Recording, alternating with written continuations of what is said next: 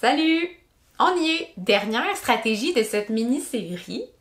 Mais là, attache ta tuque. Parce que là, c'est la dernière, mais non la moindre, et c'est une stratégie clé. Celle de devenir l'interprète pour son enfant. Un peu comme quand tu es en voyage et que tu comprends pas la langue que les gens parlent. Tu vas avoir besoin d'un interprète. Ben, c'est un peu le même principe ici. Puis, cette stratégie-là est assez importante parce qu'elle permet deux choses. D'une part, que l'enfant comprenne mieux et d'autre part, que l'enfant soit mieux compris. Mais d'abord, pourquoi l'enfant a besoin d'un interprète? Ben, son langage est encore en construction. Il n'a pas tous les mots pour exprimer ses idées. Puis des fois, ce qu'il dit, ça sort pas vraiment comme ce qu'il aurait voulu dire. Alors, il a besoin de nous pour interpréter tout ça. Quand tu prends le rôle d'interprète, ben, t'aides l'enfant à donner un sens à ce qu'il entend, à trouver des mots pour s'exprimer et aussi à se sentir compris et encouragé. Comment jouer ton rôle d'interprète? Pour aider l'enfant à comprendre, ben, ce que tu peux faire, parler plus lentement, utiliser des mots simples, répéter les mots importants, appuyer tes paroles avec des gestes, des objets ou des images. Le garçon fait de la trottinette dans le jardin.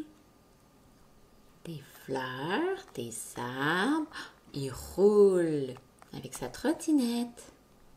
Une arrosoir.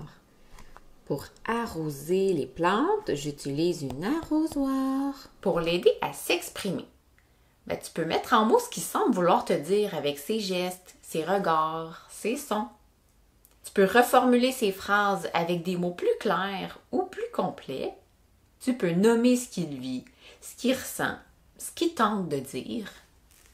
Puis ça, ben, on le fait naturellement avec les bébés. Hein, on dirait que vu qu'ils ne parlent pas encore, ça vient tout seul. Là. Il va dire « ta ». Puis là, ben, tu vas dire « ah, tu veux le camion ?»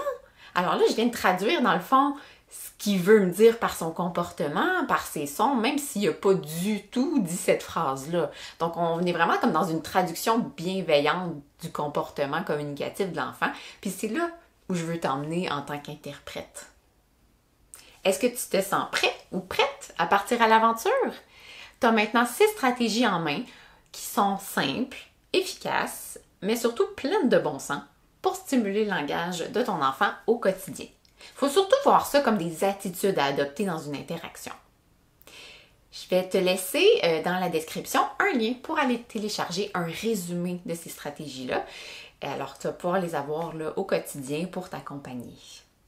Si tu veux aller plus loin, parce que ton enfant a des défis un peu plus spécifiques au niveau du langage, tu peux toujours me contacter pour que je puisse t'accompagner là, pas à pas vers une stimulation plus optimale du langage.